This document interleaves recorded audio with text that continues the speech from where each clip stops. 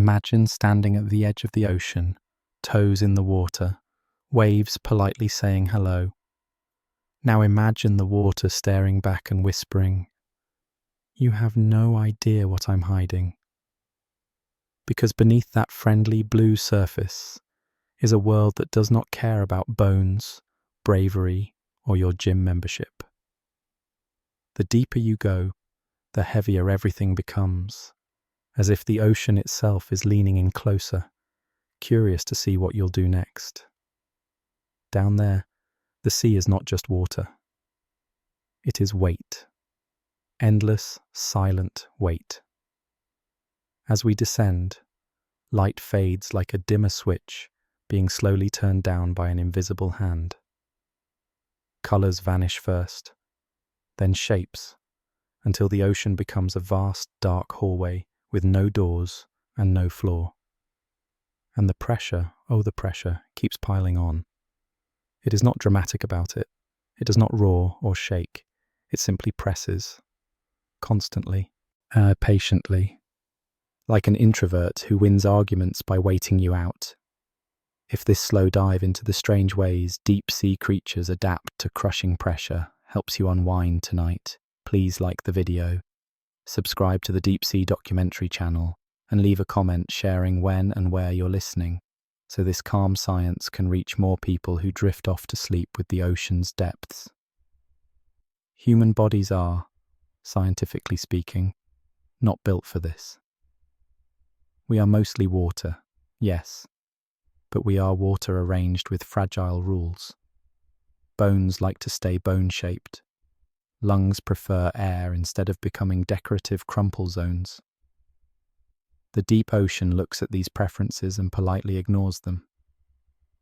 That is why when humans visit the deep sea, we do so inside machines that resemble angry steel turtles. Without them, the ocean would solve the problem of our existence very quickly. And yet, somehow, life thrives here. Not just a few stubborn survivors clinging to rocks, but entire ecosystems. Fish drift through the darkness. Creatures crawl, swim, and float as if being squeezed by the weight of 1,000 worlds is no big deal. Down here, animals hunt, eat, reproduce, and go about their daily routines while the rest of the planet would be screaming for structural support. It is deeply unfair and deeply fascinating. This is where the real mystery begins. The deep sea is not just dark and cold. It is an environment that actively tries to flatten things. Every inch deeper adds more force, more insistence, more ocean saying, "Are you sure you want to exist like that?" And the creatures that live here respond with a calm biological shrug. And they do not resist the pressure in the way we might expect. They do not armor up like medieval knights or develop titanium skeletons. Instead, they get creative in ways that feel almost mischievous. Some of them look less like animals and more like spilled pudding that accidentally gained consciousness.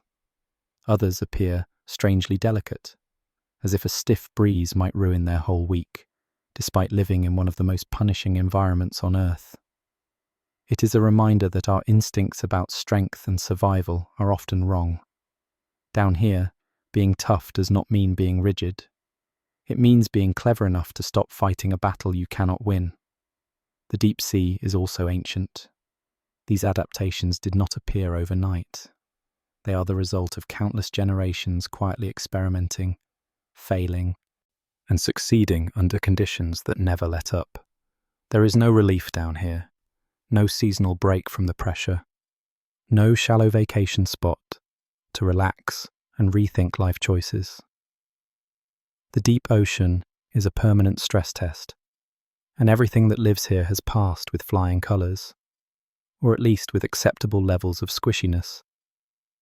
What makes this even stranger is that pressure is invisible. You cannot see it moving like a current or crashing like a wave. It has no smell, no sound, no warning growl. It simply exists, everywhere, all at once. And the animals of the deep sea have evolved to live with an enemy they cannot sense directly, only endure. It is like adapting to a villain who never shows up on camera, but still controls the entire plot. As we begin this journey, it helps to let go of surface world logic. The rules down here are different.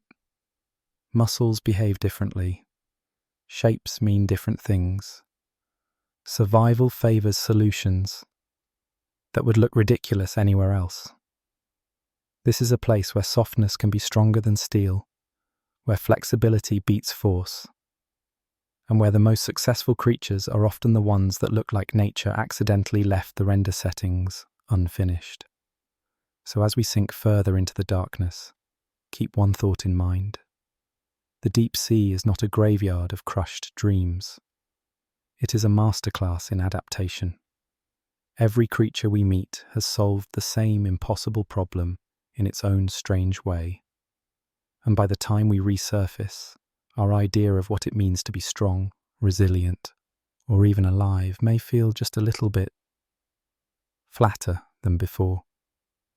To understand why the deep sea is such an exclusive club, what we need to talk about pressure, the quiet force that does not shout but absolutely dominates the conversation. Pressure is simply the weight of everything above you pushing down. On land, that weight is the atmosphere, a blanket of air stretching from the ground to space. You live your whole life under it and never notice, which is impressive considering it is pressing on you at all times like a very polite elephant. At sea level, that pressure is called 1 atmosphere. It is the baseline setting for human existence. Your body is calibrated for it. Your ears, lungs, and bloodstream all expect it. Move slightly above or below it, and your body starts filing complaints.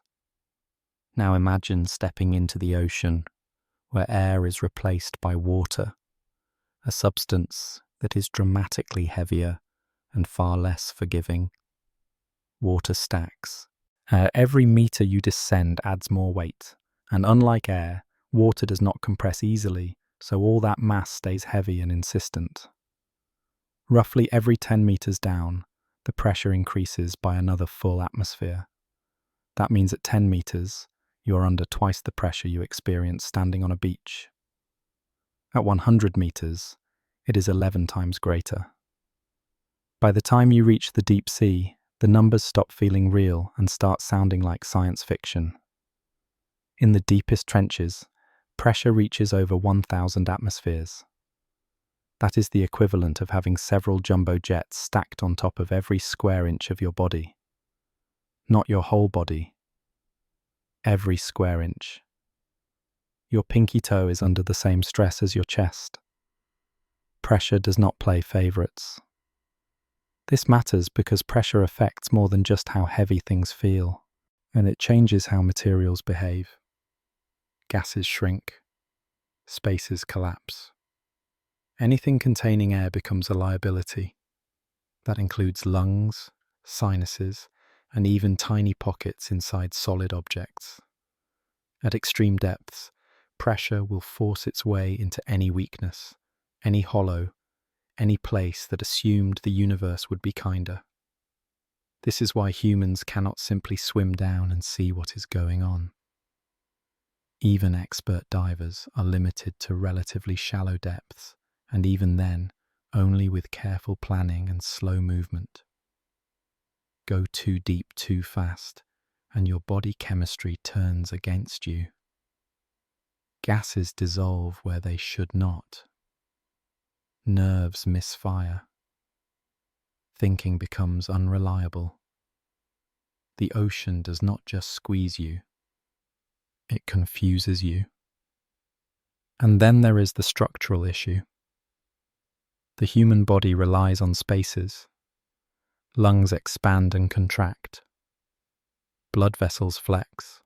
Ears equalize pressure by moving air around. Under extreme pressure, those spaces become targets. The ocean pushes inward, relentlessly, until something gives. Without protection, that something is usually you. So when humans venture into the deep sea, We cheat. We bring the surface with us. Submersibles are not just vehicles. They are mobile pockets of normalcy. Inside, the pressure remains close to what your body expects, while outside, the ocean is doing its best impression of a cosmic vice grip. The walls of these machines are thick, rounded, and carefully designed to distribute force evenly. Sharp corners are avoided because pressure loves exploiting angles. Every design choice whispers the same message. Do not give the ocean an opening. Even then, failure is not dramatic. It is instant. At these depths, a structural weakness does not cause a slow leak. It causes a blink and you missed it collapse. Pressure equalizes in the most efficient way possible. And efficiency is rarely gentle. What makes this even more unsettling is that pressure is perfectly stable. There are no warning tremors, no countdown. It is the same force, second after second, day after day, year after year. It does not tire. It does not fluctuate much. It simply exists, waiting for something to underestimate it. Understanding this helps explain why the deep sea feels so alien. It is not just far away or hard to reach. It operates under physical conditions that are fundamentally hostile to surface life. Every object, every organism, every molecule is constantly negotiating with an environment that wants everything smaller, tighter, and flatter. So when we say humans are not invited, it is not personal. The deep ocean is just very strict about its rules. You can visit, briefly, if you arrive inside a reinforced sphere built by engineers who lose sleep over decimal points. Otherwise, the pressure will remind you, without emotion or malice, that you were designed for a much lighter world. If the deep sea has taught life anything, it is that brute force is a terrible strategy when the universe is sitting on you. Instead of building thicker walls or tougher armor, many deep-sea creatures take one look at crushing pressure and decide not to argue with it. They do not resist. They comply. And in doing so, they become nearly impossible to crush. On the surface, strength often means rigidity. Bones, shells, exoskeletons, and stiff muscles all give shape and support. But rigidity comes with a flaw. When enough force is applied, rigid things snap. Pressure loves snapping things. So deep-sea animals take a very different approach. They become soft, extremely soft. Soft enough that pressure cannot find anything solid to break.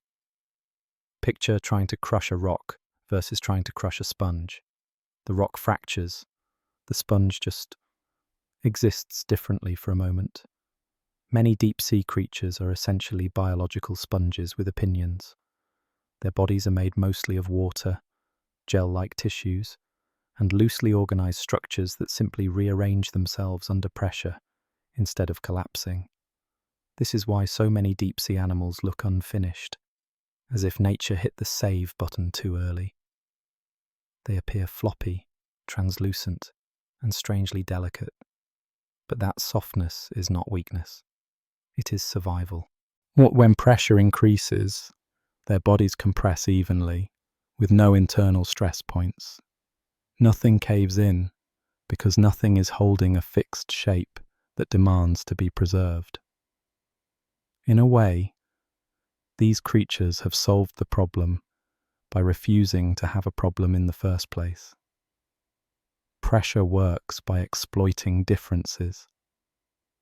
It pushes harder on empty spaces than on solid ones. It breaks things that resist being reshaped. A soft-bodied animal offers no resistance.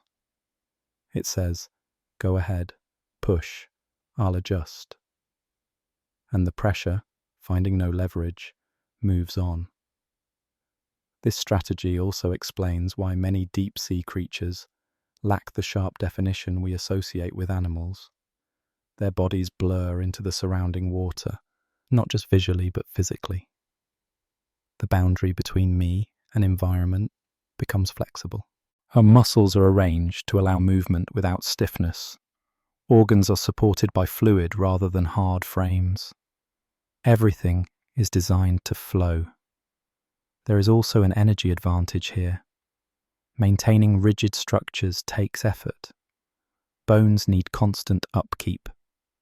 Hard shells require materials that may be scarce in the deep sea.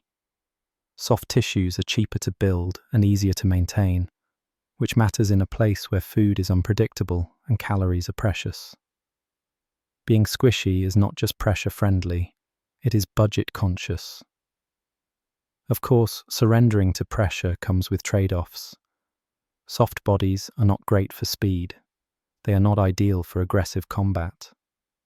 But the deep sea is not a place of constant chases and battles. It is a slow world. Movement is deliberate. Encounters are rare.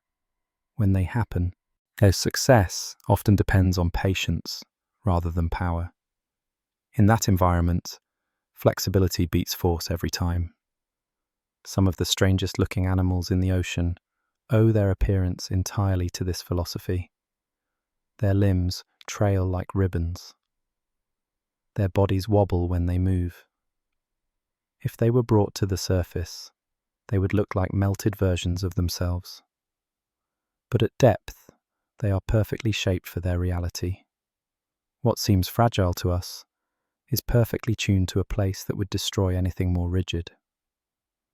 There is also something quietly brilliant about this approach from an evolutionary perspective.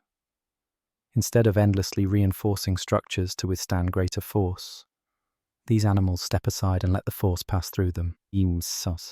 And it is the same principle used in earthquake-resistant buildings that sway instead of standing rigid. Flexibility absorbs energy. Resistance concentrates it. This way of living requires a fundamental shift in how we think about adaptation. We often imagine evolution as a process of adding features, strengthening defenses, or building complexity. But sometimes survival is about subtraction. Remove the brittle parts. Eliminate unnecessary stiffness. Become something that cannot be easily broken because it refuses to stay the same shape. In the crushing depths, this philosophy reigns supreme. The ocean presses down with unimaginable weight, and the soft-bodied creatures of the deep respond with a biological shrug. They bend, they compress, they endure, not by standing firm, but by letting go. And in doing so, then they remind us that strength is not always about holding your ground. Sometimes it is about knowing when to relax, breathe out, and let the universe push you around a little, as long as you bounce back afterward. If you could take an X-ray of many deep-sea animals, you might think the machine was broken. Where you expect crisp white lines of bone, you would instead see hazy shapes, faint outlines, and large areas that look suspiciously like biological jelly. This is not an error. It is a design choice. In the deep ocean, hard bones are often swapped out for something far more cooperative: cartilage and gelatinous tissue. Bone is an impressive material. It is strong, mineralized, and excellent for life on land or in shallow water. But bone has a problem in the deep sea. It is rigid. Well, rigid structures handle force poorly when that force is applied evenly from all directions.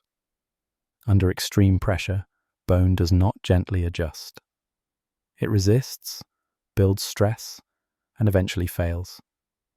Cartilage, on the other hand, is much more forgiving. Cartilage is flexible, rubbery, and slightly compressible. It bends before it breaks.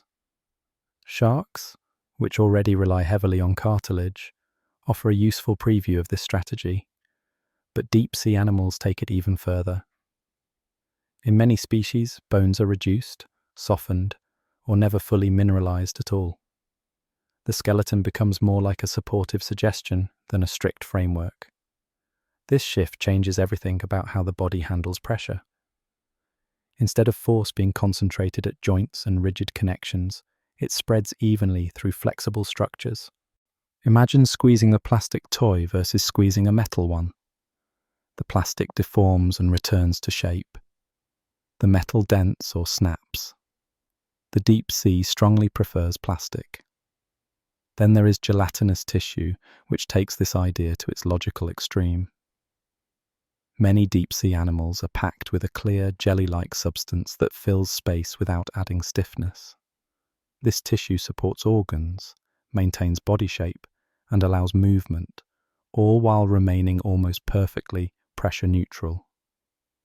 It compresses at nearly the same rate as the surrounding water, which means there is no internal struggle when the ocean presses in. This gelatinous makeup also gives deep-sea animals their ghostly appearance. Light passes through them. Edges blur. Their bodies seem less solid, more suggestion than object. But that lack of solidity is precisely what keeps them intact. There are no hard surfaces for pressure to exploit, no stiff beams to buckle under stress. Replacing bone with cartilage and gel does come with consequences. These bodies are not built for speed or powerful impacts. Movement is slower, more fluid, sometimes comically wobbly. But in the deep sea, speed is rarely the priority. Energy is precious, encounters are rare, and survival favors efficiency over athleticism. A flexible body that costs less to build and maintain is a winning investment. There is also a developmental advantage. Producing bone requires minerals like calcium and phosphorus, which may be less available in deep environments.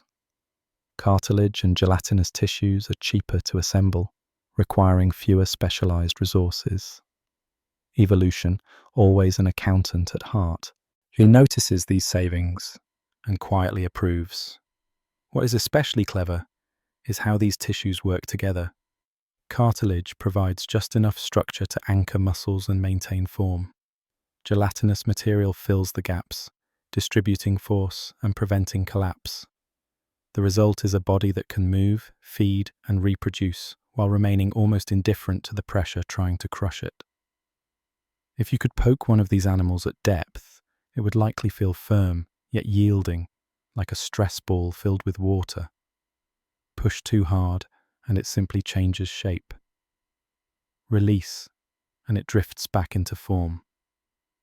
Pressure becomes background noise, something the body accounts for without conscious effort.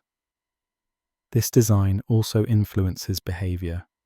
Flexible bodies allow animals to squeeze through narrow spaces, hover effortlessly, and remain neutrally buoyant with minimal energy use. Their very structure supports a lifestyle built around patience and conservation. Nothing is wasted. Nothing is overbuilt. From an evolutionary perspective, this is not a downgrade from bone. It is a specialization. These animals are not incomplete versions of their shallow water relatives. They are highly refined solutions to a very specific problem. The deep sea does not reward stiffness. It rewards adaptability, economy, and an ability to bend without breaking. So while humans admire skeletons as symbols of strength, the deep ocean quietly laughs and hands out survival trophies to creatures that chose cartilage and jelly instead. Down there, being a living stress ball is not embarrassing. It is genius. Even the squishiest body in the deep sea would fail without one crucial detail working properly: the cell membrane. Every cell is wrapped in a thin, flexible barrier that controls what gets in and out. It is the cell's front door, security system, and climate control all rolled into one.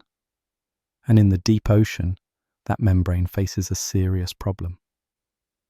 Pressure has a nasty habit of making membranes stiff, brittle, and about as functional as frozen rubber. At the surface, cell membranes are fluid. They ripple, flex, and rearrange constantly, allowing proteins to move, signals to pass, and nutrients to flow. This fluidity depends heavily on the types of fats, called lipids, that make up the membrane. Change the environment, and those lipids change behavior. Under high pressure, many common membrane fats pack tightly together, while locking the membrane into a rigid state. A rigid membrane cannot do its job. It stops behaving like a living boundary and starts behaving like a cracked phone screen. Deep-sea creatures solve this problem by redesigning their membranes from the molecular level up. Instead of relying on the same fats used by surface animals, they pack their membranes with specially shaped lipids that resist stiffening. These fats have bends, kinks, and chemical tweaks that prevent them from stacking neatly. Under pressure, instead of freezing into place, they stay loose and flexible, like a crowd that refuses to stand in straight lines. This flexibility is not optional. Membrane proteins, which handle tasks like transporting oxygen, sending nerve signals, and producing energy, need room to move. If the membrane becomes too rigid, these proteins get stuck. It is like trying to dance in a hallway where everyone suddenly locks arms. Nothing gets done. By keeping membranes fluid, deep-sea animals keep their cellular machinery running smoothly, even while the ocean tries to compress everything into submission. What makes this adaptation especially elegant is how precise it is. The exact mix of membrane fats is tuned to depth. Species living slightly shallower use different lipid recipes than those living deeper. Go deeper, and the membranes get even more pressure resistant. It is a quiet chemical arms race happening inside cells, invisible but absolutely essential.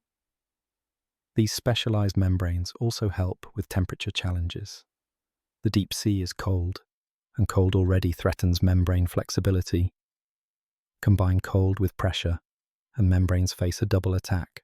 The unique fats used by deep-sea organisms counter both problems at once, maintaining just the right balance between structure and motion. Too loose, and the membrane leaks. Too stiff, and the cell shuts down. The deep sea operates in that narrow sweet spot where everything almost stops working, and life has learned to stay just ahead of failure. There is a humorous irony here. From the outside, deep-sea animals look slow, floppy, and relaxed. On the inside, their cells are running highly specialized chemical compositions worthy of a high-tech laboratory. Every membrane is a carefully engineered blend designed to function under conditions that would turn most cells into molecular popsicles. This adaptation also highlights how pressure does not just threaten big structures like bones and bodies, and it reaches down into the smallest scales of life.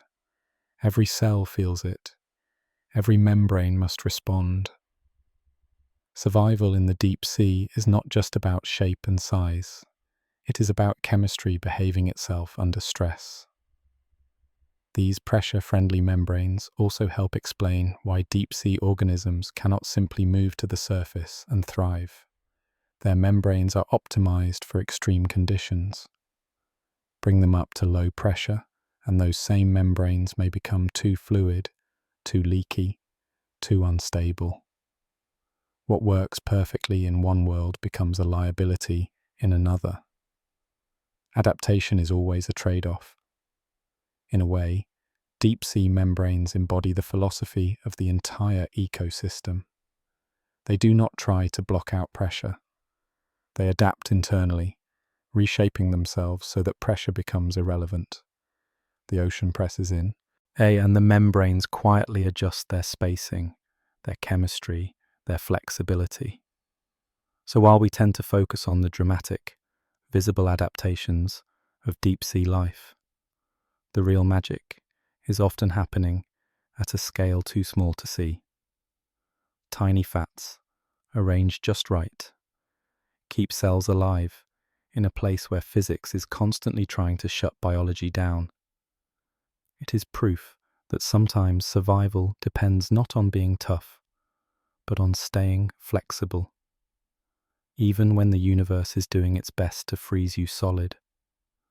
Inside every deep-sea creature, beyond the squishy bodies and flexible membranes, there is another battle being fought at a scale so small it borders on the absurd. Proteins, the microscopic machines that make life run, are constantly being squeezed by the ocean's immense pressure, and proteins are picky. Their ability to function depends entirely on their shape. Change that shape even slightly, and a protein can go from working perfectly to biological paperweight in an instant. At the surface, proteins fold into precise three-dimensional forms held together by delicate chemical interactions. They are stable enough under normal conditions, but they are not built for being crushed. High pressure interferes with the weak forces that keep proteins folded, encouraging them to collapse, unfold, or twist into useless configurations. In most organisms, this would cause cellular chaos. Reactions would slow, signals would fail, and life would grind to a halt. Deep-sea organisms avoid this disaster by using proteins that are subtly, brilliantly different. They are not radically redesigned, but carefully adjusted. Small changes in their amino acid sequences create structures that are more resistant to pressure-induced distortion. These tweaks act like molecular shock absorbers, allowing proteins to flex slightly without losing their functional shape. One key strategy involves reducing internal empty spaces within proteins. Pressure exploits gaps. It forces water molecules into cavities, destabilizing the structure from the inside. Deep-sea proteins tend to be more tightly packed, leaving fewer places for pressure to sneak in. It is the difference between a loosely packed suitcase and one crammed so full you can barely zip it shut. The tighter one handles external pressure much better. Another clever trick is strengthening the bonds that hold proteins together. Deep-sea proteins often have additional stabilizing interactions that act like extra stitching in a high-stress garment. These reinforcements do not make the protein rigid. Instead, they help it maintain its overall shape while still allowing the tiny movements necessary for function. It is flexibility with boundaries, not stiffness. What is remarkable is that these adaptations preserve efficiency. Deep-sea proteins are not slow or clumsy. They perform their tasks smoothly under conditions that would cause surface proteins to misfold almost immediately. From energy production to muscle contraction to signal transmission, every process depends on proteins doing their jobs without panicking under pressure. This adaptation also reflects a broader theme in deep-sea life: precision over brute force. Rather than overbuilding proteins into rigid, unchanging forms, evolution fine-tunes them just enough to handle the stress. Too much rigidity would interfere with function. Too little stability would invite collapse. The balance is exact, and it is maintained at the level of individual atoms. There is a quiet elegance to this solution. You cannot see it by looking at the animal. There are no external clues that its proteins are anything special. And yet, without these molecular adjustments, none of the visible adaptations would matter. A soft body with failing proteins is still a dead body. These pressure-proof proteins also reveal why deep-sea organisms are often limited to narrow depth ranges. Their proteins are optimized for a specific pressure environment. Move too far away from that range, and those same stabilizing features can become disadvantages. At lower pressure, the proteins may become too rigid, less responsive, or energetically inefficient. Once again, adaptation comes with a cost. From a human perspective, this is humbling. We tend to think of adaptation in terms of things we can see and touch. But in the deep sea, survival hinges on invisible chemistry. Life has learned to negotiate with physics at the molecular level, adjusting its internal architecture to remain functional in conditions that seem outright hostile. It also serves as a reminder that pressure is not just an external force acting on bodies. It is an omnipresent influence, shaping every interaction inside an organism. Deep-sea life does not escape pressure. It embraces it, builds around it, and redefines what normal means at the smallest scales. So the next time you imagine the deep ocean squeezing life into submission, remember this. Inside those creatures, millions of proteins are calmly holding their shape, shrugging off the pressure and carrying on with business as usual. The ocean presses in, and at the tiniest level, life presses back, gently, precisely, and with remarkable resilience. Proteins may hold their shape in the deep sea, but enzymes take that challenge and raise the stakes. Enzymes are proteins with a job to do, and that job is speed. They take chemical reactions that would normally crawl along at a geological pace and turn them into something fast enough to sustain life. In the crushing depths of the ocean, that is no small feat. Pressure does not just threaten to squash enzymes. It interferes with the very reactions they are meant to accelerate. At its core, an enzyme works by providing a snug pocket called an active site where molecules meet, align, and react. This pocket must be just right. Too loose, and the reaction never starts. Too tight, and nothing fits. High pressure tries to force its way into this delicate setup, altering how molecules interact and making it harder for enzymes to do their work. For surface enzymes, this is usually where things fall apart. They slow down, misfire, or stop functioning altogether. Deep-sea organisms, however, cannot afford sluggish chemistry. Every heartbeat, every muscle twitch, every signal between cells depends on enzymes performing reliably. So evolution steps in with another subtle but powerful solution. Deep-sea enzymes are specially tuned to remain active under pressure, keeping life's chemistry moving, even when physics is doing its best to interfere.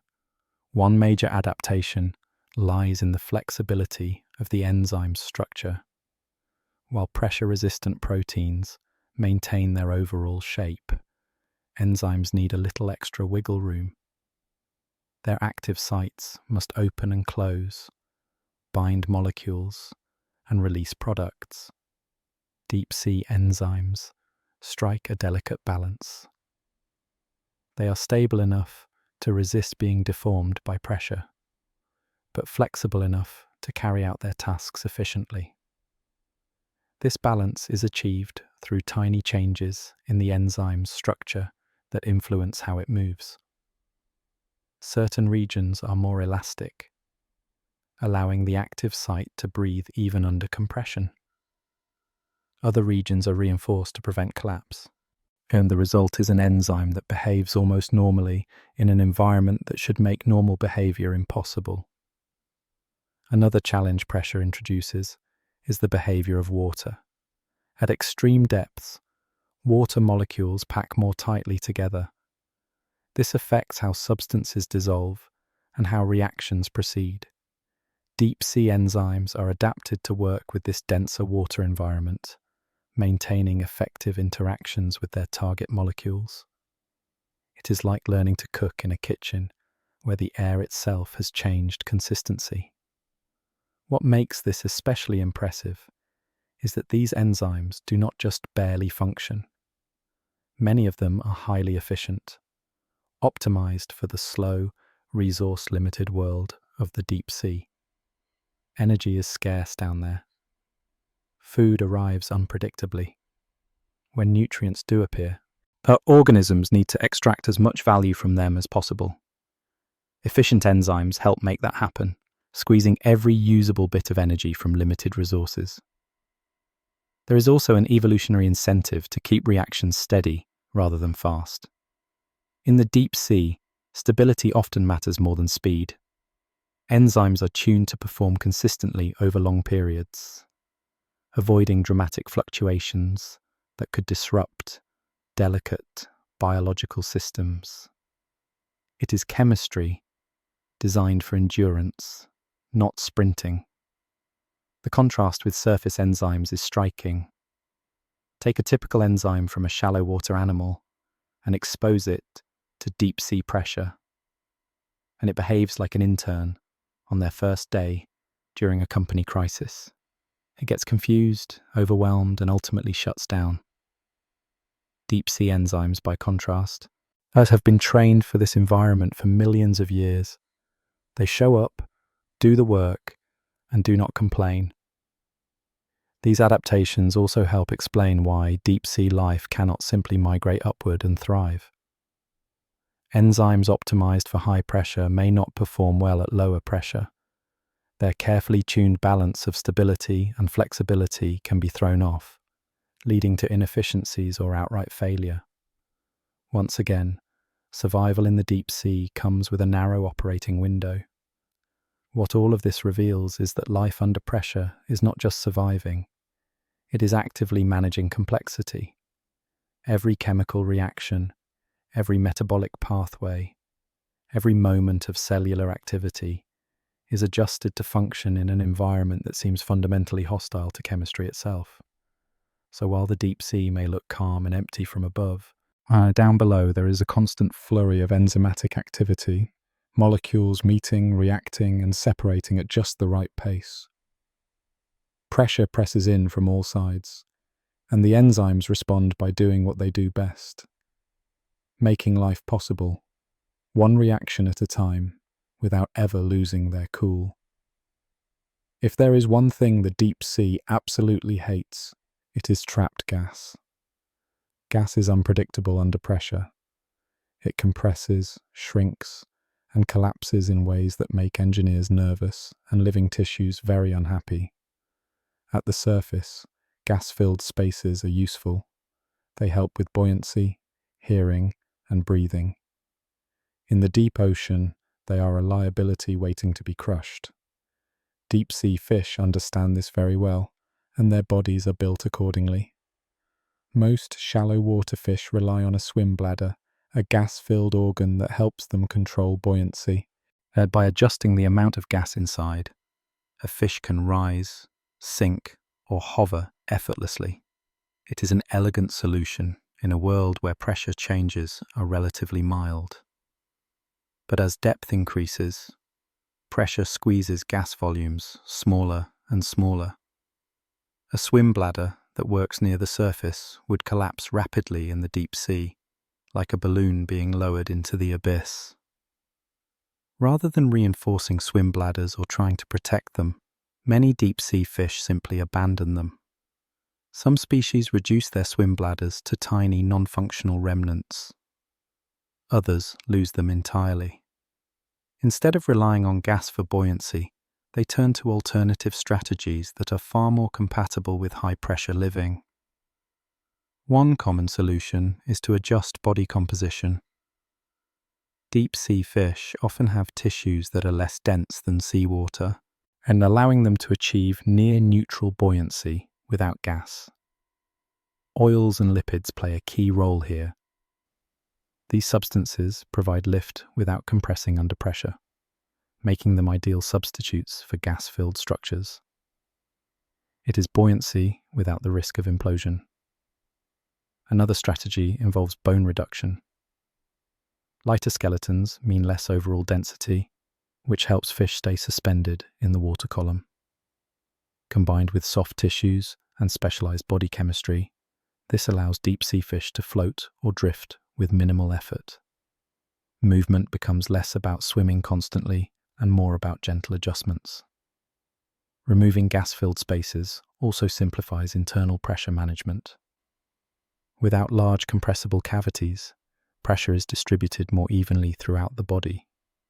There are fewer weak points where force can concentrate. The fish becomes a more uniform structure, better suited to withstand the constant squeeze of the deep ocean. This adaptation has fascinating consequences for behavior. Many deep-sea fish are not active swimmers. They conserve energy by drifting or hovering, making small movements only when necessary. This lifestyle aligns perfectly with a body that does not rely on rapid buoyancy adjustments. The deep sea rewards patience, and these fish are built for it. There are exceptions, of course. Some deep-sea fish retain modified swim bladders, but these are not filled with gas in the same way as their shallow water counterparts. Instead, they may contain dense fluids or specialized tissues that reduce compressibility. Even then, these structures are carefully limited and controlled, and never allowed to become the kind of fragile balloon that pressure would gleefully destroy. This gas-free approach also affects sound detection and communication. In shallow water, gas-filled organs play a role in hearing. Deep-sea fish compensate with alternative sensory adaptations, relying less on sound amplification and more on other cues. Once again, the removal of gas reshapes multiple aspects of biology, not just buoyancy. From an evolutionary standpoint, abandoning the swim bladder is a bold move. It requires rethinking basic aspects of fish anatomy and lifestyle. But in the deep sea, it is a necessary one. Gas is simply too unstable to be trusted. The pressure changes are too extreme, too unforgiving. There is something almost philosophical about this adaptation. Instead of clinging to a familiar structure and trying to force it to work in an impossible environment, deep-sea fish let it go. They redesign their bodies around the reality they face, not the one their ancestors lived in. So when you imagine a fish drifting calmly thousands of meters below the surface, remember that its serenity comes from a careful refusal to trap air where it does not belong. In the deep sea, breathing room is not a luxury. It is a mistake. And the fish that survive down there know better than to bring a balloon to a place that specializes in crushing them. Even with pressure-resistant proteins and flexible enzymes, life in the deep sea still needs backup plans. Pressure is relentless, and even the best adapted molecules benefit from a little extra support. This is where osmolytes enter the story. These small organic molecules are quietly packed into the cells of deep-sea organisms, where they act as stabilizers, protectors, and all-around molecular morale boosters. Osmolytes are not structural parts of proteins or enzymes. Instead, they surround them, influencing how they behave without getting in the way. Think of them as a chemical atmosphere inside the cell, tuned to make life's machinery more comfortable in an uncomfortable place. Under extreme pressure, osmolytes help proteins maintain their proper shape, reducing the risk of unfolding or malfunction. The deep sea presents a unique challenge because pressure affects the interactions between water and proteins. High pressure encourages water molecules to infiltrate protein structures, destabilizing them.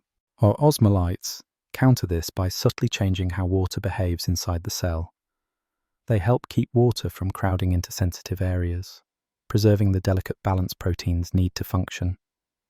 Different deep-sea organisms use different osmolytes, but the principle remains the same.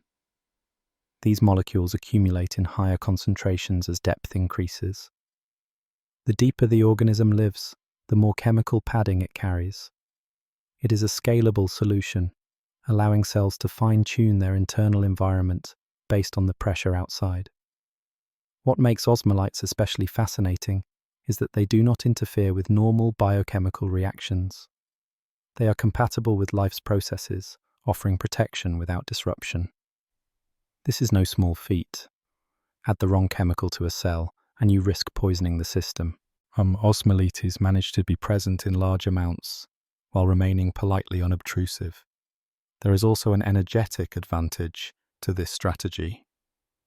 Adjusting osmolyte levels is more flexible than redesigning proteins from scratch.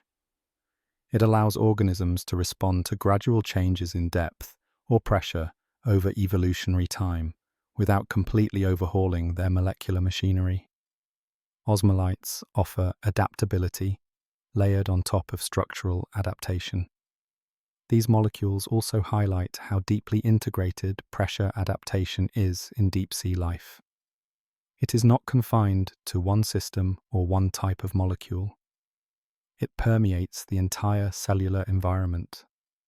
Every protein, every enzyme, every reaction operates within a chemical context shaped by osmolytes. The idea of a molecular comfort blanket is surprisingly accurate, that osmolytes create a buffered environment that softens the impact of external stress. They do not eliminate pressure, but they make it less disruptive. In a place where pressure never relents, even small reductions in stress can make the difference between life and failure. What is particularly striking is how invisible this adaptation is. You cannot see osmolytes in an animal's body plan or behavior. Yet without them, many deep-sea organisms simply could not function. They are a reminder that survival often depends on unseen details, on chemistry quietly doing its job in the background. This strategy also reinforces a recurring theme of deep-sea adaptation: cooperation. Proteins, enzymes, membranes, and osmolytes all work together. No single adaptation is enough on its own. Life under pressure is a team effort at the molecular level, and from a human perspective, osmolytes are a lesson in subtlety. When faced with extreme stress, the solution is not always to build something stronger or harder. Sometimes it is about adjusting the environment, adding support in a way that allows existing systems to keep working. So deep in the ocean, while the water presses in with unimaginable force, cells respond by surrounding their most important machinery with chemical reassurance. The proteins keep their shape, the reactions keep running, and life continues, wrapped in a molecular comfort blanket that makes the crushing weight of the sea just a little more bearable. If the deep sea had a motto, it might be, "Take your time." Down here, speed is overrated, urgency is suspicious, and living fast is a great way to run out of resources you may not see again for months. Many deep-sea animals grow at a glacial pace and live remarkably long lives, not because they have unlocked some magical secret to longevity, but because slow living is the most sensible strategy in a world defined by pressure, darkness, and scarcity. Food in the deep sea does not arrive on a schedule. There are no lush fields of plants soaking up sunlight, no daily guarantee of a meal. Instead, nutrition often drifts down from above in small, unpredictable amounts. A dead jellyfish, a sinking scrap of organic debris, occasionally something bigger. When meals are rare, burning energy quickly becomes a terrible idea. Growing slowly allows deep-sea animals to stretch limited resources over long periods. Instead of investing energy in rapid growth or frequent reproduction, they prioritize maintenance. Tissues are repaired carefully, and metabolism is tuned low. Nothing is rushed. It is the biological equivalent of living on a tight budget and refusing to impulse buy anything, ever. This slow pace also influences how bodies develop. Many deep-sea animals reach maturity much later than their shallow water relatives. Juvenile stages can last for years, sometimes decades. Growth happens in increments so small they are barely noticeable. But over time, this careful accumulation results in adults that are well adapted to their environment and resilient to long stretches without food. Longevity follows naturally from this approach. When metabolism runs slowly, wear and tear on the body is reduced. Cells divide less frequently. Damage accumulates at a gentler rate. In an environment where external threats like predators are relatively sparse, and living longer increases the chances of eventually reproducing. Time becomes an ally rather than an enemy. Pressure and darkness also discourage constant activity. Movement costs energy, and energy is expensive in the deep sea. Many animals adopt a lifestyle of stillness, waiting rather than searching. This patience pairs perfectly with slow growth and long lifespans. There is no advantage to growing quickly if there is nowhere urgent to go and nothing guaranteed to chase. This lifestyle reshapes behavior in subtle ways. Deep-sea animals often show calm, deliberate movements. Sudden bursts of speed are rare and reserved for critical moments. The rest of the time, conserving energy is the top priority. Even basic processes like digestion and reproduction are paced slowly, spreading energy costs over longer periods. And living slowly also reduces risk. In a place where mistakes can be fatal and recovery is difficult, caution pays off. Long-lived animals have more opportunities to encounter favourable conditions, even if those conditions are rare. They are playing the long game in an environment that rewards patience. From an evolutionary perspective, this strategy makes sense. Fast growth and short lives work well in environments with abundant resources and high competition. The deep sea offers neither. It is a stable but sparse world where conditions change little over time. In such a place, slow and steady is not just acceptable, it is optimal. There is a strange kind of efficiency in this. By minimizing energy expenditure and maximizing lifespan, deep-sea animals align their biology with the rhythm of their environment. They do not fight the darkness or the pressure. They adapt their pace to match it. For humans, accustomed to rapid growth, quick rewards, and constant stimulation, this way of life feels alien. But in the deep sea, it is the difference between survival and failure. Living fast would mean burning through energy reserves long before the next opportunity to replenish them arrives. So down in the crushing depths, where time seems to stretch and motion slows, life has learned to do the same. Deep-sea animals grow slowly, live long, and make the most of every resource. In a world where everything is heavy and nothing is urgent, patience is not just a virtue. It is a survival strategy. If an alien civilization wanted to design creatures that looked completely unbothered by normal ideas of anatomy, the deep sea would be their mood board. And down here, bodies stretch, flatten, soften, and droop in ways that feel almost rebellious. These strange forms are not accidents or evolutionary jokes. They are the direct result of living under constant, crushing pressure and adapting to it in the most practical ways possible. One of the most striking examples is the prevalence of ultra-thin bodies. Many deep-sea fish are laterally compressed, meaning they are extremely narrow from side to side. This reduces internal volume and minimizes structural stress. With less thickness, there is less internal area for pressure to act upon unevenly.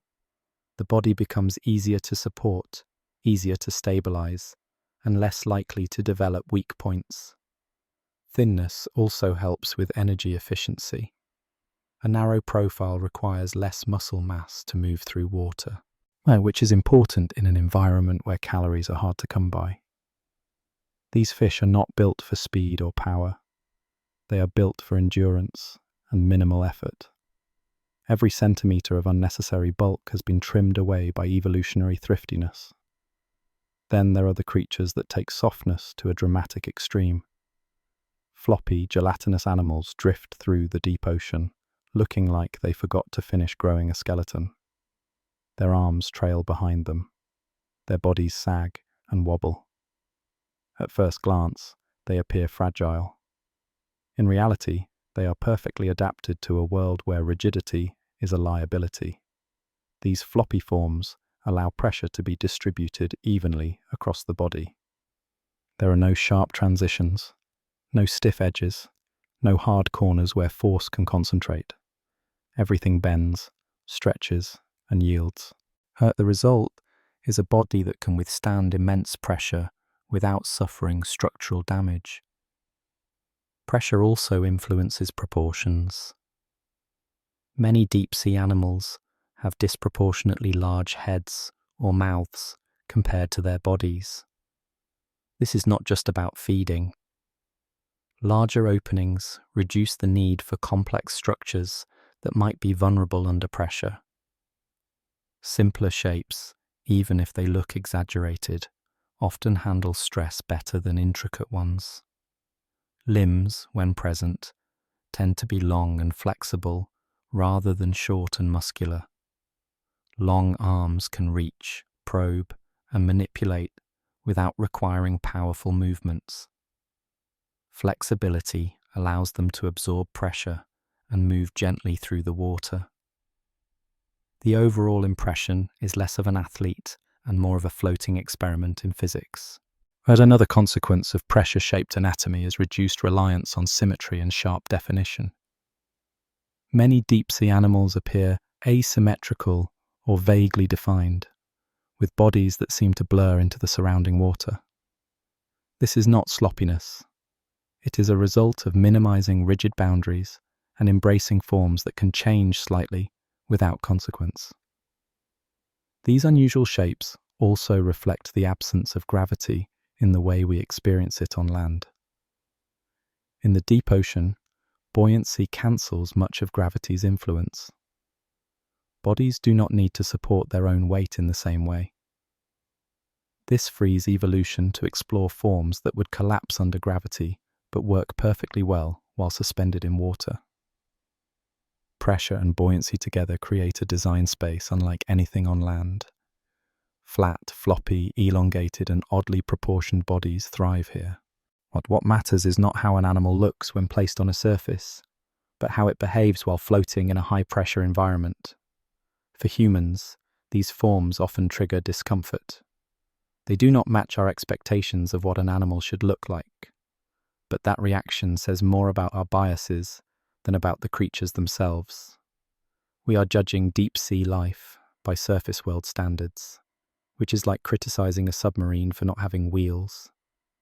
Each bizarre body shape is a solution to a specific set of constraints. Pressure discourages rigidity. Scarcity discourages excess mass. Darkness discourages speed. Together, these forces sculpt organisms into forms that look alien, but function beautifully where they live. So when you see images of deep-sea creatures that look like melted fish or haunted scarves with eyes, well, remember this: they are not poorly designed. They are masterpieces of adaptation, shaped by pressure into forms that seem strange only because we are not meant to live where they do. A soft body and flexible chemistry mean nothing if the nervous system cannot keep up. In the deep sea, it is not enough to survive physically. Animals still need to sense their environment, make decisions, and respond in real time. Pressure threatens all of this by interfering with the delicate electrical and chemical signals that nerves rely on.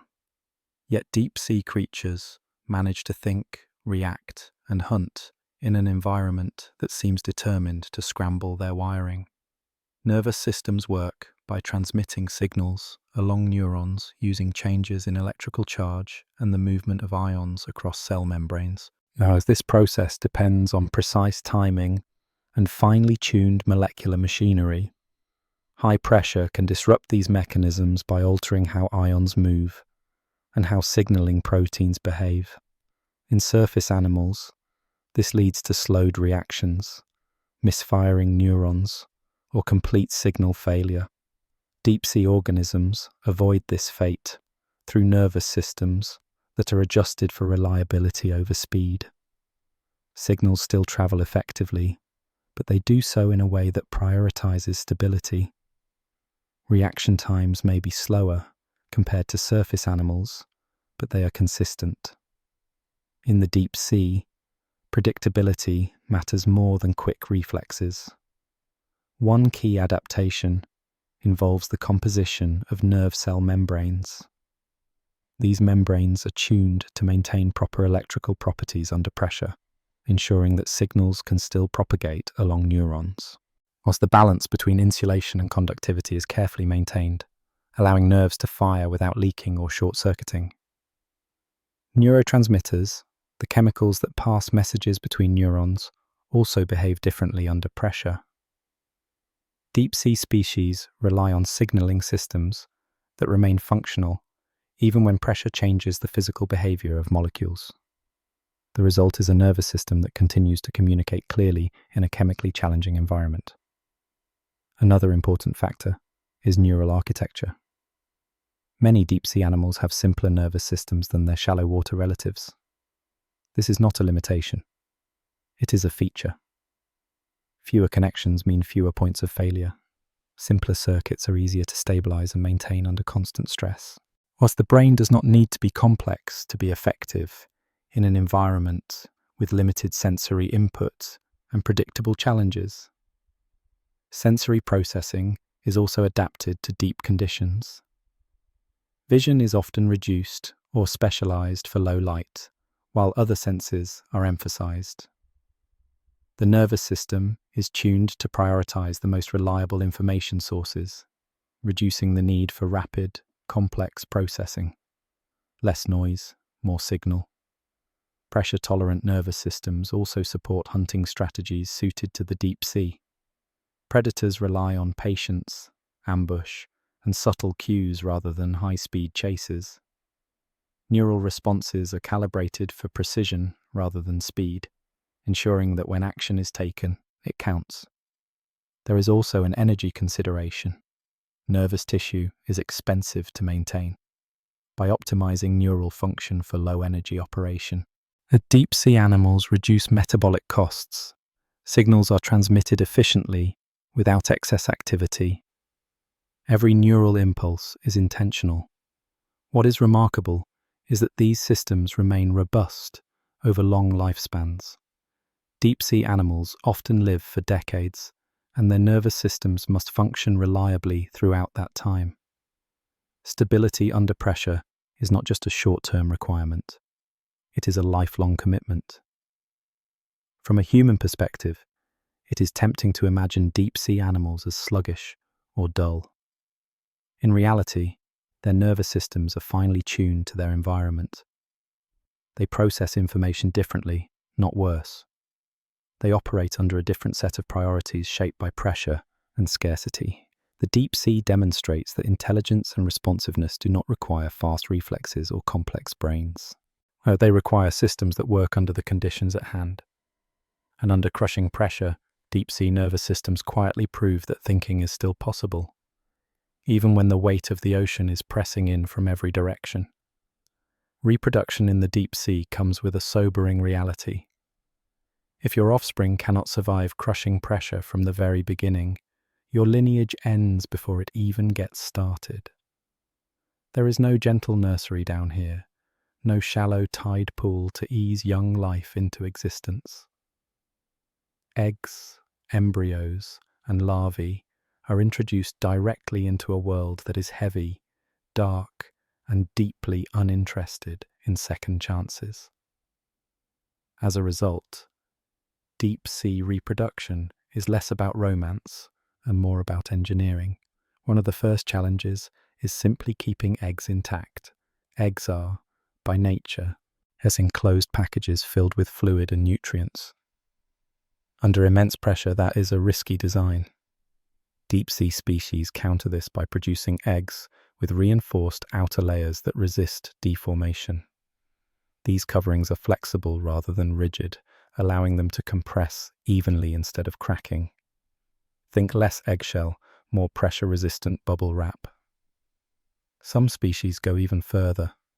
and retain their eggs inside the body for extended periods. Internal brooding provides a controlled environment where pressure is already balanced with the parent's body. This reduces the risk of mechanical damage and increases the chances that embryos develop properly before being released. It is not uncommon in the deep sea to find parents carrying fewer offspring but investing heavily in each one. And this leads to another defining feature of deep sea reproduction: quality over quantity. Many deep sea animals produce far fewer eggs than shallow water species. Instead of releasing thousands of fragile embryos and hoping a few survive, they produce a smaller number of well-provisioned young. Each egg contains more nutrients, giving embryos a better chance of developing fully before needing to feed in an environment where food is anything but guaranteed. Embryonic development itself is often slow and deliberate. Just as adults live life at a reduced pace, embryos take their time forming tissues and organs. This slower development reduces metabolic demands and allows the embryo to cope more effectively with pressure-related stress. Rushing growth in the deep sea is rarely a winning strategy. Some deep sea species produce larvae that are already relatively mature at hatching. These young are not helpless drifters. They emerge better equipped to handle their environment, reducing the vulnerable period when pressure and scarcity pose the greatest risks. Again, the theme is clear. Invest early to avoid disaster later. Pressure also influences where and how reproduction occurs. Many deep-sea animals reproduce at specific depths that match their own pressure tolerance. Eggs and embryos are not designed to travel large vertical distances. Staying within a narrow pressure range ensures that developing young are not exposed to conditions their structures cannot handle. In some cases, reproductive timing is synchronized with environmental cues, such as seasonal food availability from above. While the deep sea itself is stable, and it is still connected to the surface world, when resources are more likely to arrive, releasing young increases their odds of survival. Timing, even in the darkness, matters. There is also a fascinating diversity of reproductive roles. In certain species, one parent may be responsible for protecting or carrying the offspring, while the other contributes little beyond genetic material. These strategies evolve not from social preference, but from survival math. Whatever maximizes offspring survival under pressure wins. What is striking is how little margin for error exists. An egg that is slightly too rigid may crack. One that is too soft may deform in harmful ways. An embryo that develops too fast may exhaust its resources. Deep-sea reproduction walks a narrow path, balanced carefully between protection and flexibility. Well, from our perspective, these strategies may seem extreme or inefficient. But in an environment where pressure is constant and unforgiving, they are exactly what works.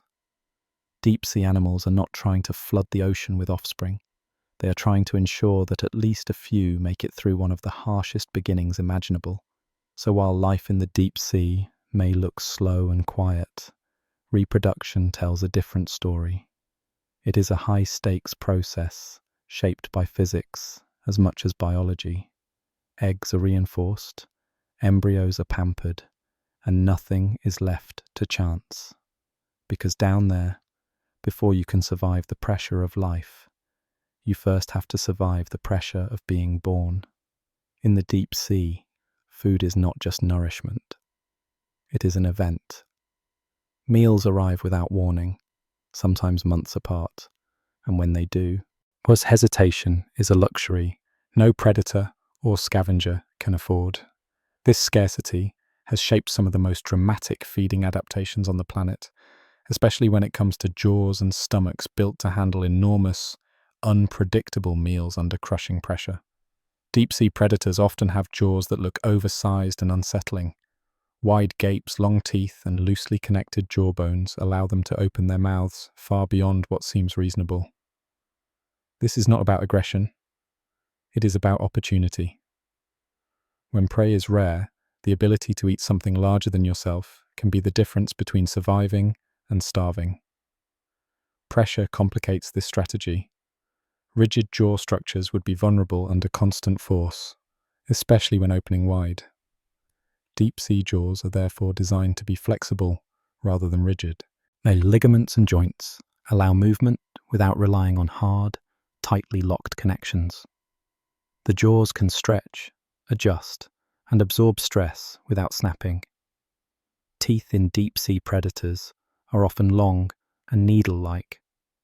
This shape allows them to grip slippery prey without requiring a powerful bite. Strong, crushing bites are energy-intensive and structurally demanding. Instead, deep-sea hunters favor grasping and holding, letting prey struggle itself into exhaustion. It is a low-energy, high-efficiency approach. Then there are the stomachs. In the deep sea, having a stomach that can stretch dramatically is a major advantage. Expandable stomachs allow animals to consume meals far larger than their usual intake and store them for long periods. This is not overeating. It is strategic hoarding, built directly into the body. Yet these stomachs are lined with tissues that can stretch without tearing, even under pressure. They expand slowly, distributing stress evenly. Once filled, digestion proceeds at a measured pace, extracting maximum energy from the meal over time. It is the biological equivalent of buying in bulk because you have no idea when the store will restock. Scavengers take this strategy to an extreme. When a large carcass sinks from above, it becomes a temporary oasis of food. Scavengers must arrive quickly and eat as much as possible before it is gone. Expandable stomachs and flexible jaws allow them to capitalize fully on these rare events. Pressure-resistant feeding structures also influence behavior. Deep-sea predators often strike opportunistically rather than actively pursuing prey, and a wide gape and stretchable stomach mean they can take advantage of whatever comes within reach, regardless of size. This reduces the need for constant hunting and conserves energy. There is also a risk management aspect. Eating large meals under pressure requires careful structural design.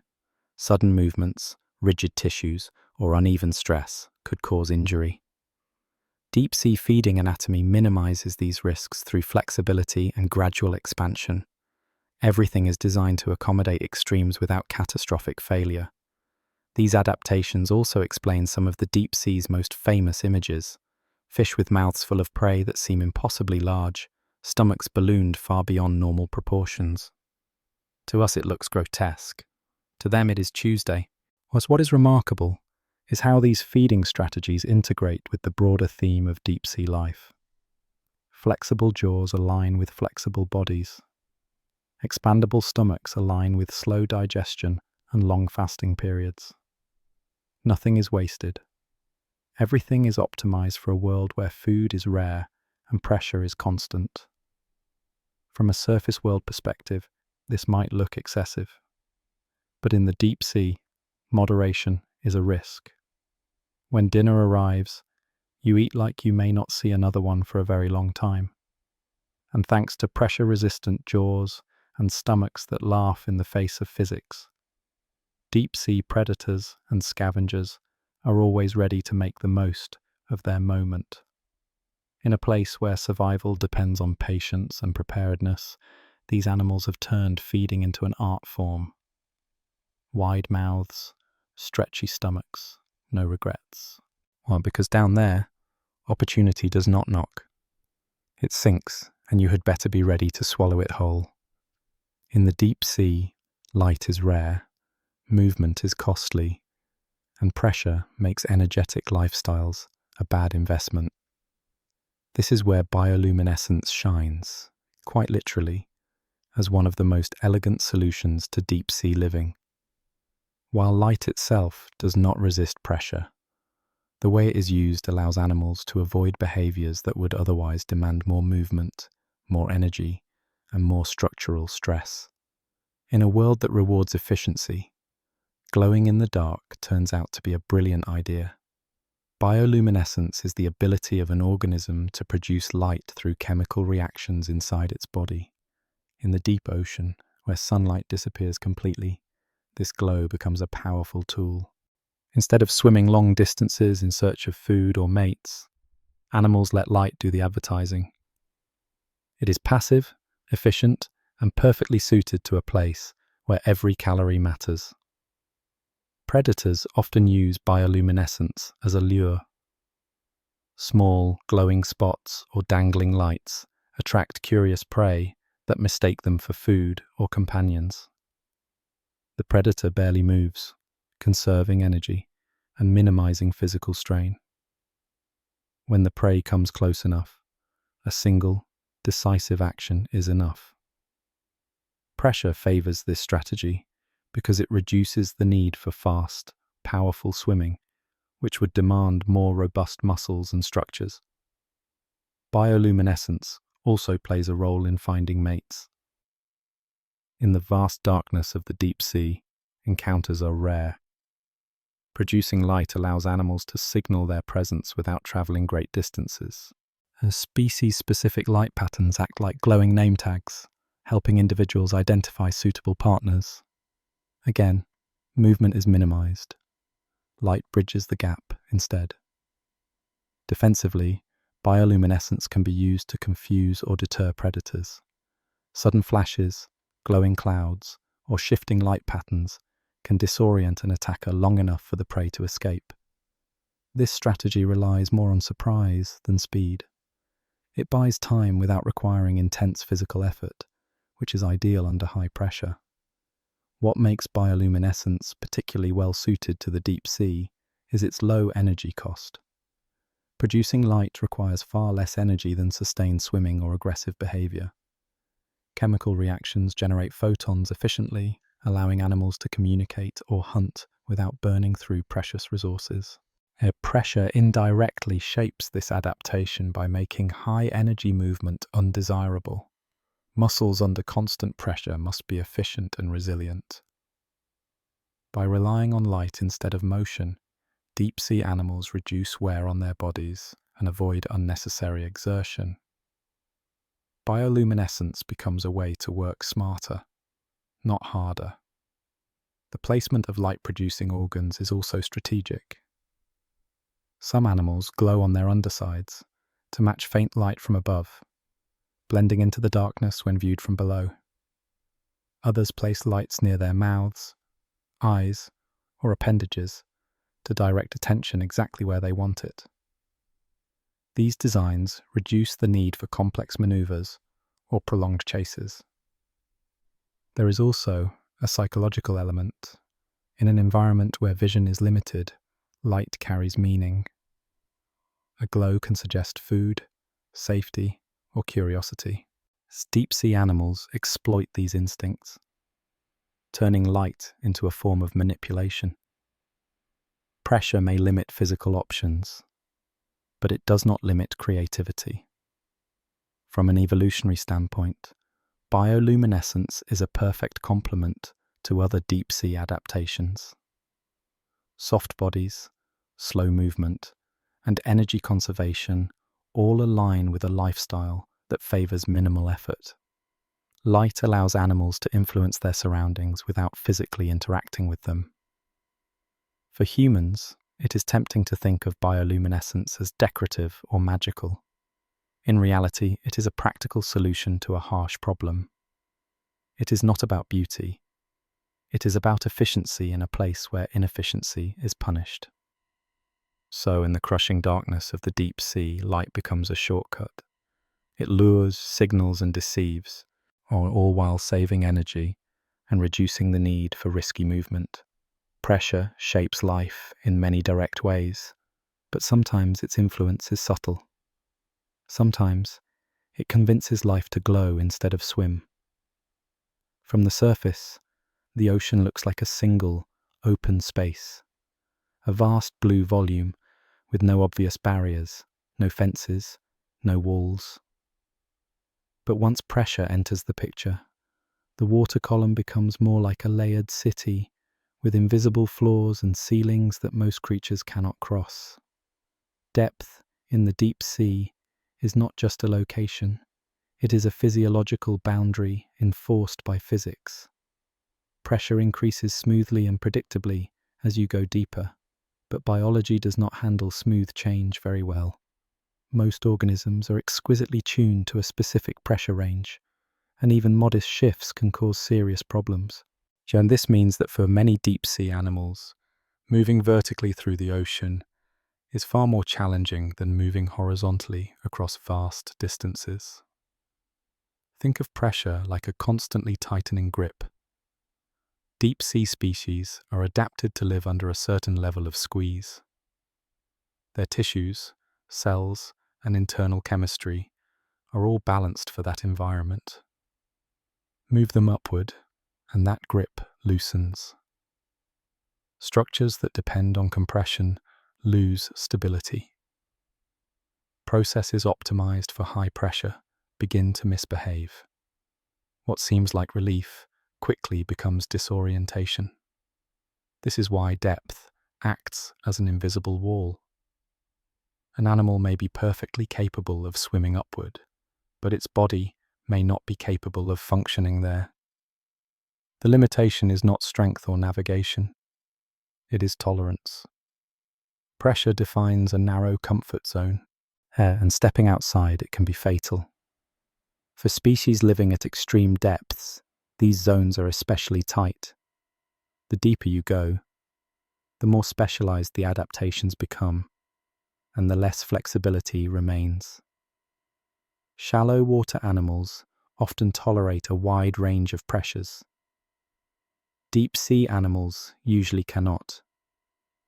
Their adaptations are finely tuned instruments, not multi-purpose tools. This pressure-based confinement shapes behavior in powerful ways. Many deep-sea animals are permanent residents of their depth layer. They do not migrate daily or seasonally. Instead, they build entire life strategies around staying put. Food acquisition, reproduction, and survival all revolve around what can be accessed without crossing dangerous pressure boundaries.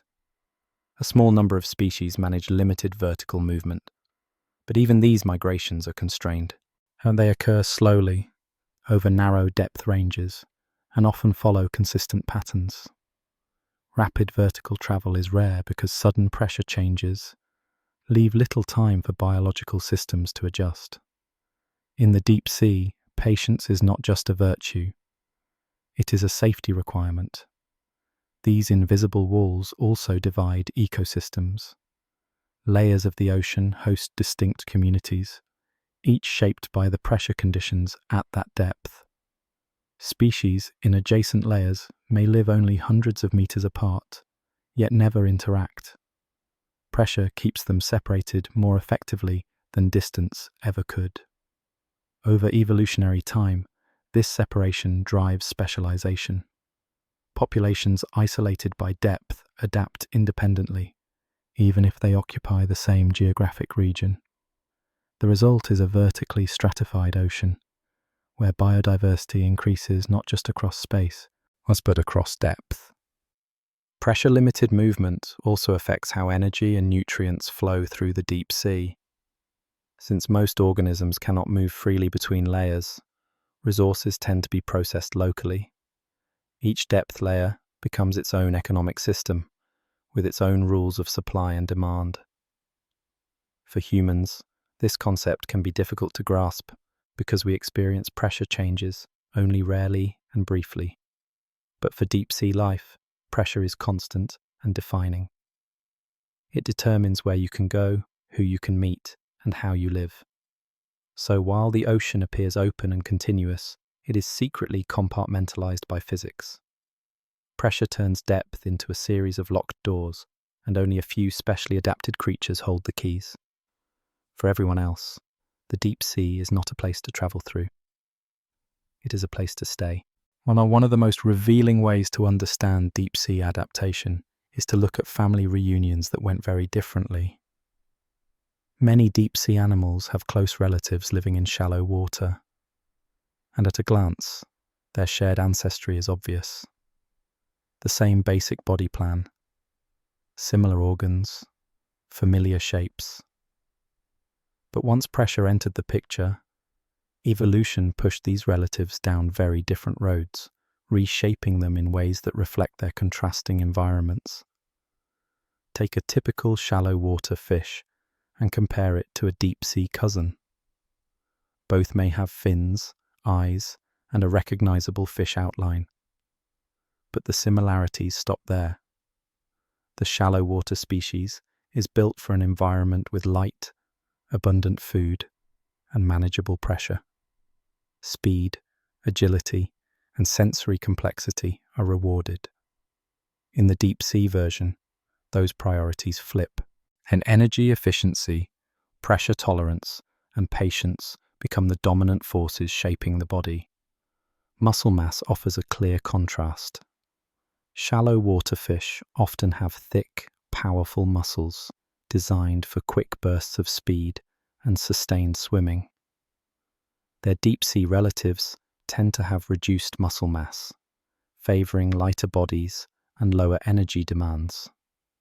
The muscles they do have are arranged for slow, controlled movements, rather than athletic performance. Body density diverges as well. Near the surface, fish often rely on active swimming to maintain position. In the deep sea, relatives evolve bodies that naturally float or drift, reducing the need for constant movement. The result is a creature that appears lazier, but is actually more efficient for its environment. Sensory systems tell a similar story. Shallow water species invest heavily in vision and complex sensory processing. Light is plentiful, and quick reactions matter. Deep-sea relatives streamline these systems, prioritizing only the most useful inputs. Less information means less processing, which means lower energy costs. Pressure does not directly affect vision, but it indirectly shapes how much sensory investment makes sense. Even feeding strategies diverge dramatically. Shallow water animals often specialize, targeting specific prey types or habitats. Deep-sea cousins become opportunists, ready to take advantage of whatever appears. This shift reflects not just food scarcity, but the pressure-imposed limits on movement and hunting style. Reproductive strategies also split along depth lines. When shallow water species may reproduce frequently with little investment in individual offspring. Deep-sea relatives tend toward fewer offspring with greater investment in each. This difference reflects the stability and isolation of deep environments, where chances to reproduce may be rare, but conditions are consistent once established. Perhaps the most striking contrast is in lifespan. Many shallow water animals live fast and die young, shaped by intense competition and predation. Their deep-sea cousins often live far longer, with slower growth and extended reproductive windows. Pressure does not directly cause longevity, but it contributes to an environment where slow, steady life histories are favored. What makes these comparisons so powerful is that they reveal how evolution responds to constraints. The deep sea did not create entirely new life forms from scratch. It took existing designs and modified them, sometimes subtly, sometimes dramatically, to cope with a new set of rules. Pressure became a major player in those rules, quietly influencing which traits succeeded and which faded away. These divergent paths also highlight how adaptation is context-dependent. A trait that is advantageous in one environment may be useless or harmful in another. Speed, strength, and complexity are not universally good. They are tools suited to specific conditions. Looking at shallow water and deep sea relatives side by side is like comparing two versions of the same blueprint built for different planets. One is optimized for sunlight, motion, and competition. The other is optimized for darkness, pressure, and endurance. In the end, Yet these comparisons remind us that evolution is not about progress toward a single ideal. It is about fit. And once pressure joined the conversation, deep sea life found its own answers, reshaping familiar forms into something perfectly suited for a world that most life never gets to experience. When deep sea animals are brought to the surface, the result is often shocking, unsettling, and deeply unfair to the creature involved. Bodies deform, tissues rupture, and structures that worked perfectly moments ago suddenly fail.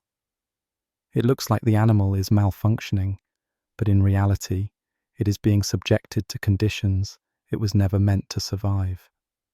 This dramatic breakdown is one of the clearest demonstrations that deep-sea adaptations are not universally useful.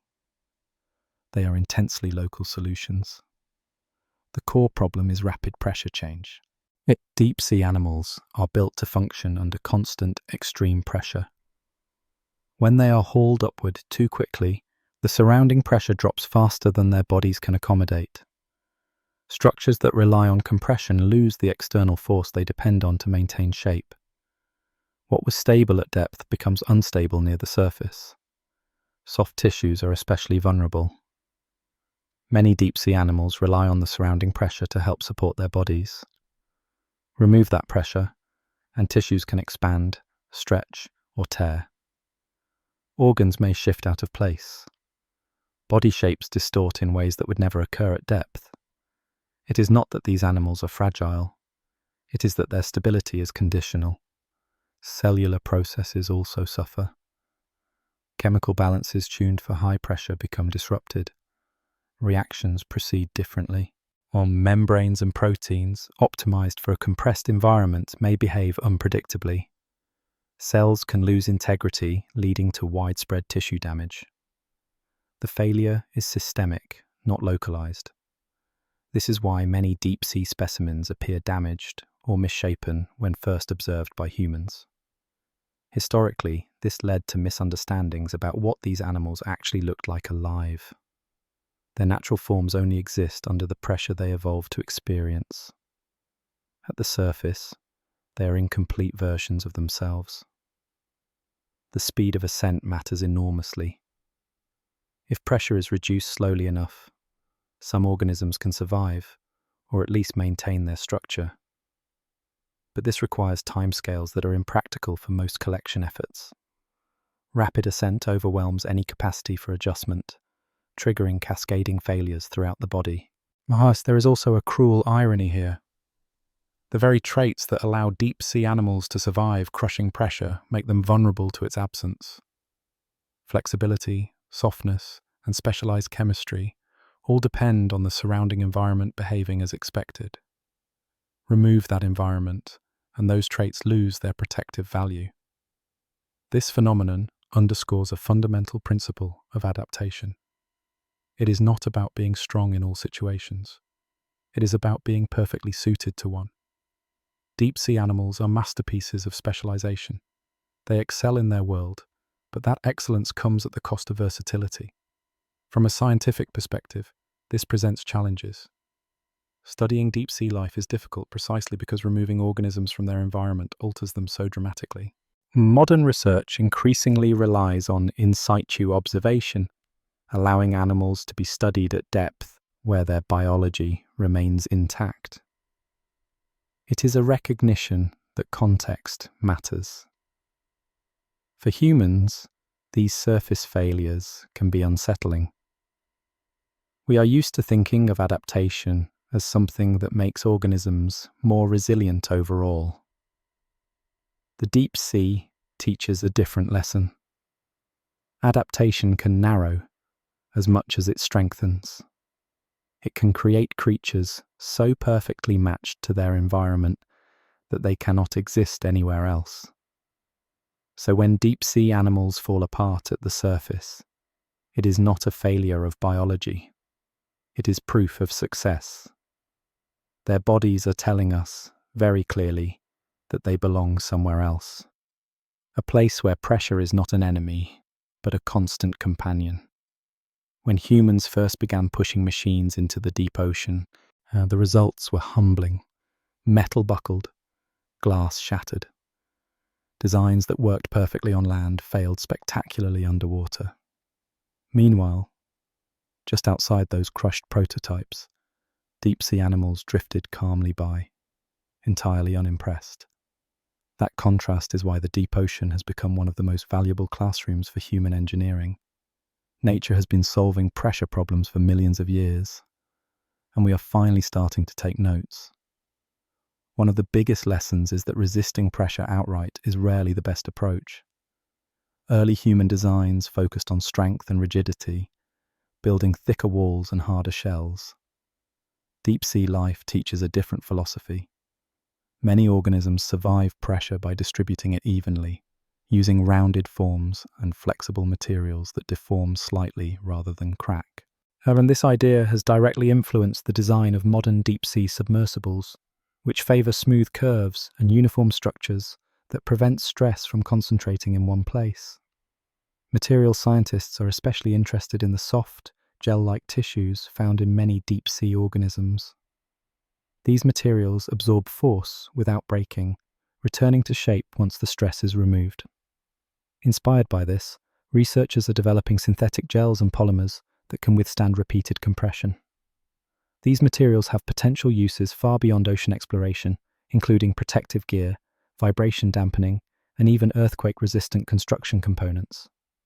At the microscopic level, deep-sea biology offers insights into chemical stability. Proteins and enzymes that function under extreme pressure provide templates for designing molecules that remain active under stressful conditions. This is valuable in industrial chemistry, where reactions often involve high pressures that degrade conventional enzymes. Borrowing nature's designs could lead to more efficient, longer-lasting catalysts. Medicine is another field paying close attention.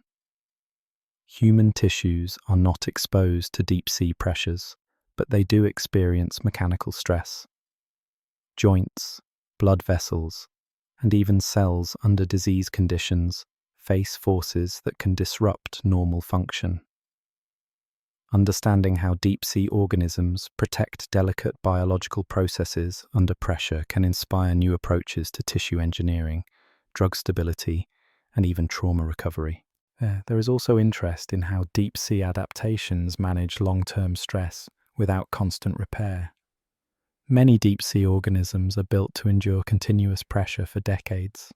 This has sparked research into materials and systems designed for longevity rather than short-term performance. In an age where infrastructure failure is costly, durability is a highly desirable trait. Even the concept of specialization offers a lesson. Deep-sea organisms are not versatile generalists. They are highly optimized for specific conditions. This challenges a common human design mindset that favors multi-purpose solutions. In extreme environments, specialization often outperforms flexibility. Building tools and materials tailored precisely to their operating conditions can be safer and more efficient. Perhaps the most important lesson is philosophical. A deep-sea life does not fight pressure with brute force. It accommodates it. It bends, adjusts, and redefines what stability means. This mindset is increasingly reflected in human engineering, where adaptive systems and responsive materials are replacing rigid, overbuilt designs. As we explore deeper waters and more extreme environments, the influence of deep-sea biology will continue to grow. Every expedition uncovers new forms, new strategies, and new ideas waiting to be translated into human technology. In the end, the deep ocean is not just a frontier to conquer. It is a mentor, one that has been quietly perfecting pressure-resistant designs long before humans ever wondered what was hiding beneath the waves. When we first imagine places where life can exist, we tend to picture comfort, moderate temperatures, gentle conditions, as environments that feel familiar. The deep sea dismantles that bias completely. It shows us a world where pressure alone would seem enough to erase the possibility of life, yet biology not only survives there, it thrives. And that realization quietly reshapes how we think about habitability itself. Crushing pressure is not a minor inconvenience. It is a constant, unrelenting force that defines every second of existence in the deep ocean. Yet life has found ways to integrate that force into its very structure. Instead of treating pressure as an obstacle, deep-sea organisms treat it as a fact of life, something to be accommodated rather than resisted. This shift in perspective is profound. The deep sea teaches us that habitability is not about comfort. It is about consistency. The environments that appear hostile by human standards can be perfectly livable if their conditions are stable and predictable. Pressure in the deep ocean does not fluctuate wildly. It is constant, dependable, and reliable. Life, given enough time, can adapt to almost any condition that does not change too quickly. This challenges the way we search for life beyond Earth. For decades, we have focused on finding places that resemble our own environment. Liquid water at the surface, atmospheric pressure similar to ours, temperatures we find reasonable. But the deep sea suggests that life does not require familiarity. It requires opportunity and time. If life can build functioning bodies under pressures that would crush our best machines, then pressure alone is not a limiting factor. It becomes just another variable in the equation.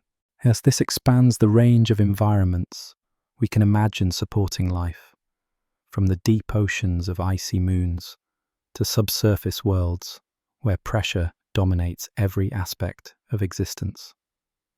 There is also a humbling lesson here about our place in the universe. Humans are adapted to a very narrow slice of conditions. We mistake that narrowness for normality. Deep-sea life reminds us that our version of habitability is not universal. It is just one successful strategy among many. These organisms do not merely endure their environment. They are shaped by it. Pressure influences their bodies, their chemistry, their behavior, and their lifespans. Over time, those influences become features rather than burdens.